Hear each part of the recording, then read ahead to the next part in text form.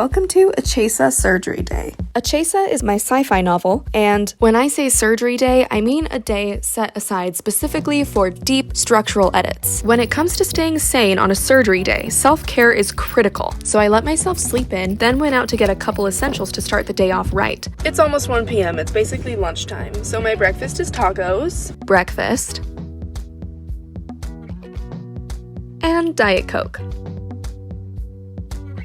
Lastly, I went through the car wash because the colors and the water are relaxing and get me in the right headspace to create. Quick side note, while I'm still writing this novel and I do believe you shouldn't edit while you write, this is technically my third rewrite of this story and I was just hitting this wall, and it was clear to me that I had to pause, step back, and work out some of the issues in the story before I could feel confident moving forward. So then, I went home and got started. The first thing I did was make notes about what was and wasn't working, and also what I wanted to take out, change, or add into the story. This list was probably the most helpful tool of the day because it helped me figure out exactly what was bothering me and why. So after that, solutions were much easier to see, and my anxiety over the story in general went way down. Next, I zoned in on the specific characters who were giving me a little bit of grief. For the first character, I wrote a list of what to avoid and what to lean into when it came to his voice and behaviors, so I could be sure he turned out the way I wanted.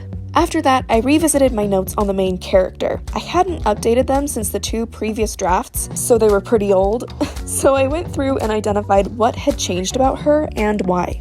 To fully rework the protagonist's profile, I had to jump over to the timeline and fix a few things. Realistic stories always follow a clear chain of cause and effect, or motivations and reactions, and that includes what happens before the first page. So for my stories, I spend a lot of time on my timelines to make sure that the past effectively sets the stage for the present. At this point, I still had some concerns about my characters and their voices, so I redid another character profile and then started on a voice style guide for all of the characters. Surprisingly, writing the style guide was a really comforting process for me, because it reminded me that I really do know my characters and they actually are fleshed out, unique people. Plus, it's reassuring to have the guide for the inevitable next time I feel discouraged or intimidated by these characters.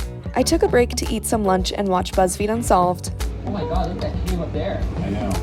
And then it was back to work. I spent a couple more hours revising secondary character profiles before zooming in on a more major character to take notes on how I wanted his typical behavior and voice to change as he moves through the 5 stages of grief. Finally, to finish out the day, I went through my running list of scenes and made notes on anything that bothered me or felt off. In a draft copy of my outline, I switched a couple scenes around so the story would run smoother and made note of some scenes I want to add and where in the story they will fit the best. For now. So there you have it, my Achesa Surgery Day. This was very helpful for me to clearly lay out the problems that I would be addressing and remind myself that everything is figure-outable, everything is fixable, this is a draft, it's gonna be okay. Of course, this is not a one-size-fits-all process, so change it however you need to, but I definitely suggest doing something like this if you're feeling anxiety over your story and don't know where to go or what to do.